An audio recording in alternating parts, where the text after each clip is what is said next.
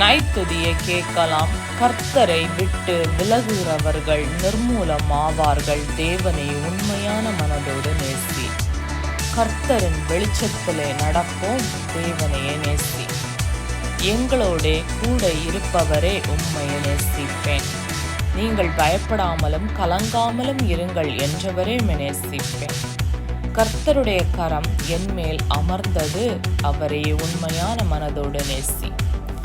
வல்லமையுள்ள தேவனிடத்தில் திரும்புங்கள். தேவனைய நேசி.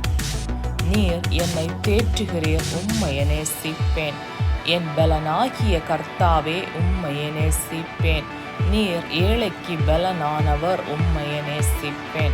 அதிசயங்களை செய்பவரே உம்மையை நேசிப்பேன். ஆமென்.